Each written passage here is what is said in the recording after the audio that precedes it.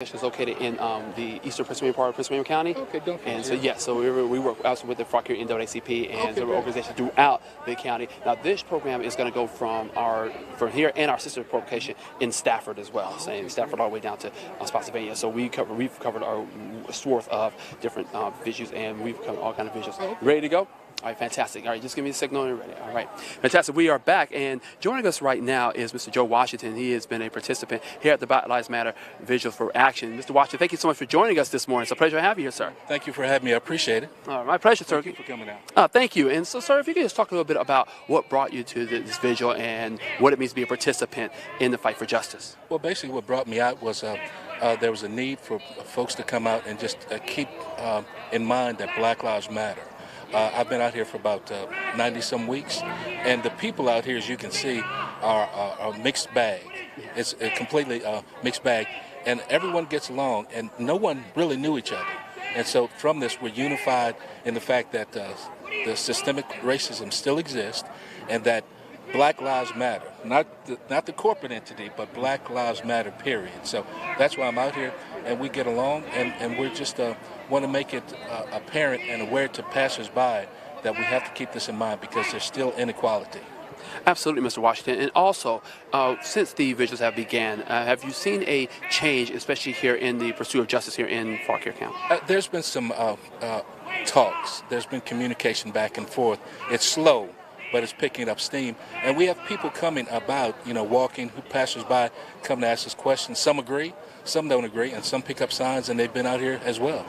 Wonderful. And what does that mean, particularly to you, sir? And you say you're seeing a diverse representation of voices to come out in the community and be able to speak out on something. What does that mean to you personally? I think what it really means is that we're looking at people as human beings, not as a color, not as anything else, but who they are, who God created.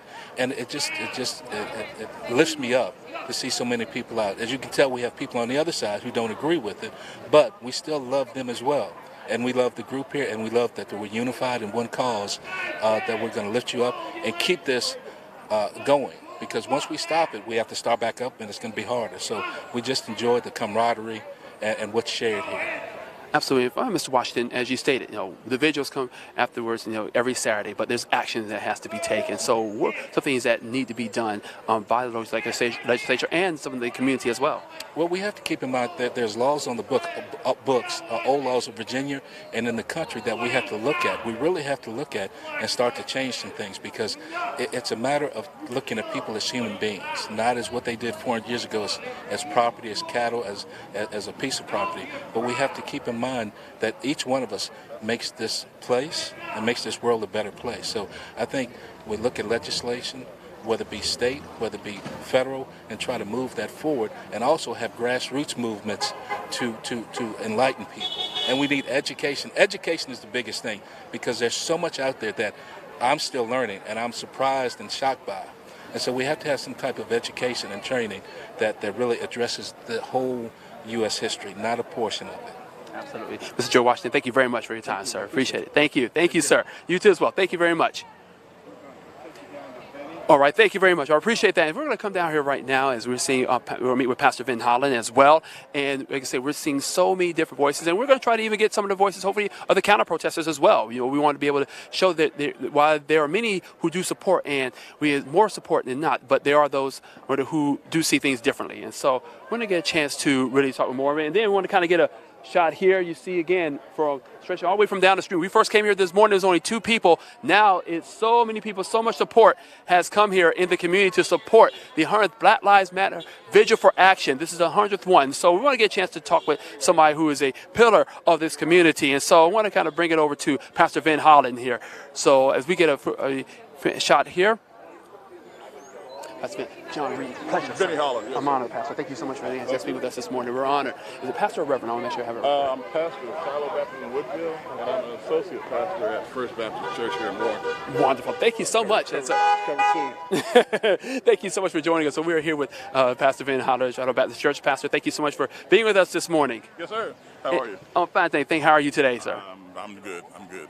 Wonderful, sir. So can you just talk about what it means to be here, to be a part of the Black Lives Matter Vigil for Action, and especially here in Fauquier County? In my life, it means everything. I've always had a high interest in civil rights and civil justice and social justice, and to be a part of something like this is powerful. I think because the grassroots of it is we're coming from all walks of life, coming together, trying to make a difference, and to see people of diverse backgrounds care enough to say that my friend Vinny, his Black Lives Matters. And when they could be home doing something different, and to have people come together and say, we recognize the importance that we need to get along because we're missing out when we don't get along. Absolutely, sir. And so what has it been like, as you've seen, you say the groundswell of support as well, and have you seen there have been any change since these vigils began 2 years ago? I think there's been more conversation.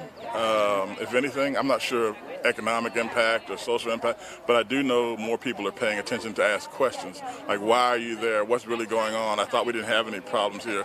Are you just stirring up such situations? And so now we see people being challenged with having to come up and say, let's have a conversation rather than just assuming that everything's okay. And I think that's putting people in an uncomfortable position, but we know that friction causes growth. And so I think that's where the opportunity is going to come, is this friction is causing people to re-examine themselves. And some of them are feeling some contrition or guilt, while others are kind of feeling anger and pushback, and then others are feeling hopeful and engaged. So we have a combination of emotions going on, and I'm really excited to see this group especially. I'm not able to be here every single Saturday, but when I'm here, the energy is still high. They've been confronted verbally and even physical proximity, people getting in their face yelling, and yet they persevere. But we both all know they don't have to.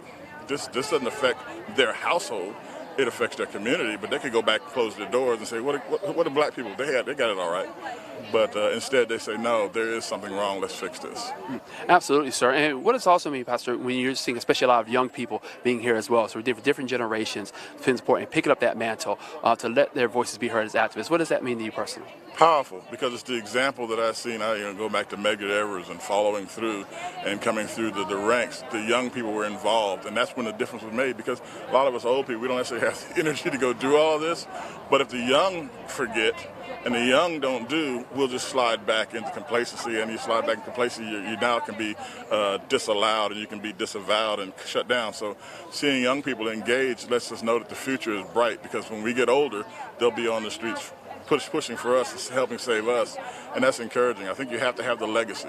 If you don't have the legacy in any movement, it's not going to succeed. We've been silent pretty much since '68 after Robert Kennedy was killed. The movement kind of went to a quell, and what we've seen is all these old things creep back in. We're seeing the new Jim Crow laws coming in, but now they've dressed them up because they've gotten wiser as well. And so we have to have the young people recognize that this isn't done, because as long as there's economics involved and people can look and make a difference, because it's easy to differentiate what you can see. They can't see your spirit or your soul, but they can see your skin. As long as they can do that, we have to keep reminding them that there is a person under that skin. And that's the important part. The young people need to know that and do that. Absolutely. And finally, Pastor, if I may, just for yourself, what do you hope becomes the result of these vigils for action? The same hope I had for myself when I was younger in the 60s, when we went through all the loss and all the fight. I thought by the time I got this age, we wouldn't be doing this. I would like for my kids, when they get this age, they don't have to be doing this. And at least my grandkids, somewhere in the legacy of my line, that they don't have to do this. And I would rather be here now doing this so they don't have to. Pastor Vinny Holly, thank you so much for your time, sir, for all you do. Have a great day. Bless you. Yes, thank you. Thank you. And so we're continuing on here with the 100 Black Lives Matter Vigil for Action. We're going to be hearing later on from Dr. Ellsworth Weaver. And so I want to bring someone else here along and they say, good morning. Good morning. How are you? Mary, thank you for joining us this morning. Can you just talk about what it means to be here at the 100 Black Lives Matter Vigil for Action? I never thought it would last this long, but I'm glad that it did. I was one of the founding members, and I'm a member of 3 of the organizations that are our sponsors. We got into a discussion. This was only supposed to last till the election in 2020, and we had a meeting after the election, and it's like, should we keep going?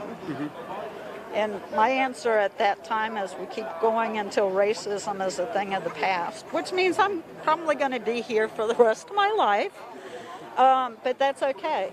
I think the value of this is that we have a lot of people that supported Black Lives Matter in a sort of cerebral way, but now they're out here. And I think that's very empowering for the black community here in Fauquier County. And I think we're developing relationships across racial lines.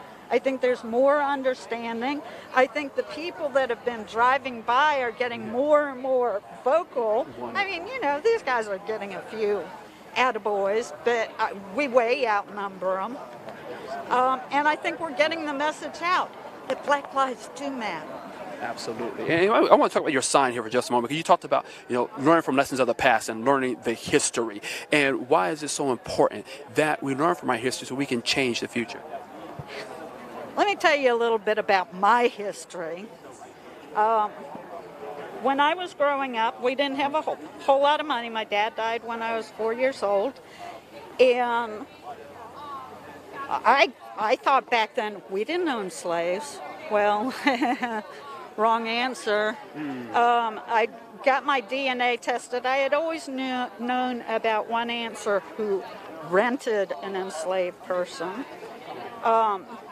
Now I'm at about 1,400 enslaved people owned by my ancestors.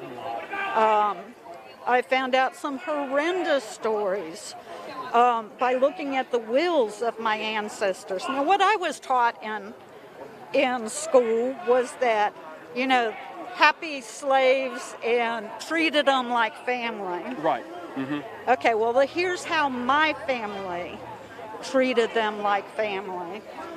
I have a fifth great grandfather from Bloomfield in Loudoun County, so not far away. And you can find probably within an hour 15, 20 articles, books, newspapers, websites, Facebook posts about how he gave money or he gave land for the Baptist church and school and cemetery. But if you look at his will, in that same sentence where he gave that land, the beginning of it says, "And to my daughter Suzanne, I give the child that my black woman is big with, if it's a girl, and if it's a boy, it goes to my son Sam." So he's giving away a fetus. I mean, this is absolutely insane, and it drives me nuts. And how did it make you feel when you found out about that discovery? I cried. I just cried, and it's like, how can I be related to these people? And then he talks about giving land to the church. So we have 15 or 20 different people that obviously went and looked at that will and ignored the first part of the sentence. We've got to teach real history. We've got to tell real stories. I mean, the idea that, you know, black people were enslaved doesn't tell the emotional story. I mean, you know, it's just like they're one-dimensional characters. Right. I've spent my time since then telling these stories about my ancestors. I had remembrance ceremonies for enslaved people where we named names. And that's the history that we're just trying to gloss over. It's a history that, you know, Glenn Youngkin is trying to gloss over, pretending that it wasn't as bad as it obviously was. Absolutely. And we thank you so much, and thank you for just your transparency and your service and making this all possible. Thank you very much. Thank you. Thank you. And so what we're going to do, we're going to go inside the courthouse right now. Oh, and Mary, catch your arm for the record. What's your last name? I want to make sure. Your last name for the record? Mary Hawk, H-A-A-K. Okay, Mary Hawk. All right, thank you very much. Appreciate that. So we're going to go into the courthouse now. We're going to hear from Dr. Ellsworth Weathers as the Black Lives Matter Vigil for Action, the one from the historic Warrenton Courthouse. We'll be right back, and we're going to come back and we're going to film and we'll be an interview with Dr. Weaver. We'll be right back. Oh, okay. Oh, I'm so sorry. Hi. Nice to meet you. John Reid. Pleasure. Nice to meet you. Your name's John? John Reid, yes. Great, yeah. Okay. Oh, fantastic. Okay. Your name again? I apologize. I'm Mackenzie Miller. Oh, you're Mackenzie. Okay, great. Okay, sorry. They gave me a list of all the people I want to make sure I talk to everybody. So, beautiful This dog. is Ox. Hi, Ox. Good morning. Hi, we're meeting with Mackenzie Miller this morning here and her beautiful dog, Ox. Mackenzie, thank you so much for joining us. Yeah, you're welcome. Happy to be here. Thank you. So, what does it mean to be here, to be supportive here of the Black Lives Matter Vigil for Action? That's a loaded question. It means everything, you know. It gets me emotional, to be honest. It's the least I can do. Being raised in a very privileged background and being best friends with my black brothers and sisters and knowing but not knowing the disparities in the, like, they don't live a privileged life. Nobody who has black skin, even if they quote unquote, you know, have privilege, they're still discriminated toward, and that doesn't bode well with me and never has, never will. So this is the least I can do to let them know that they are seen, they are heard, and I stand with them. But this is just the beginning. Absolutely. And what does it mean when you be able to come out here for these vigils, especially in light of what happened with all the tragedies in 2020 during the Freedom Summer and so many lives lost? When you first heard about these vigils, what was it like to be here and start meeting different individuals? Yeah, I guess I was pulled in from the NAACP and my friends that I'd met around that and saying, like, hey, there's this thing going on. And I was like, oh, cool. And my response to that, well, why did we have to wait until George Floyd died to do this? Mm-hmm. And it's like, but then my black brothers and sisters, like Turin Weaver, would say the same thing, was like, this was our wake-up call. Like, this was our flood moment. This was our, so I feel that too, but like, I've never been okay with racism, like, my whole life. And so it just breaks me that, like, we have to be out here. And the counter people I've been coming out for almost a year and a half now, and the fact that it's still happening, there's lynchings happening all across this country, I don't know, maybe on a weekly basis, a daily basis, and the people that pass by here will put their thumb down or, you know, speed through, people that I know personally, doctors, you know, people that I've grown up with. And or there's people that just purposely avoid the square until after. And so all that stuff is like mind. It doesn't, you know, it's something that I have a hard time with, but I deal with. And being raised here, it's hard. Yeah, it's a hard thing to swallow. But you are seeing progress, would you say? Yes, we are. I mean, obviously the counter protesters, the ones that want to be seen, you know, there's ones that, you know, obviously they have support and they show up every day to give them a thumbs up and go through here. But our support is wavelengths, as you can see today, tidal waves, much bigger, and we will never stop.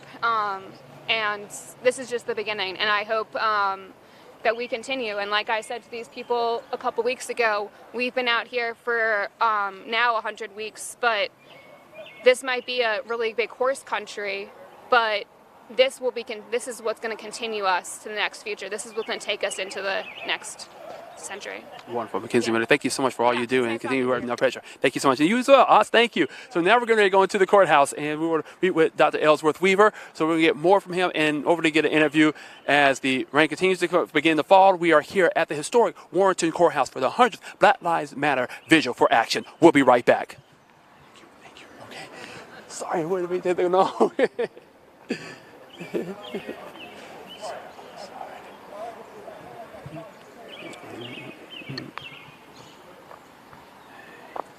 For the camera.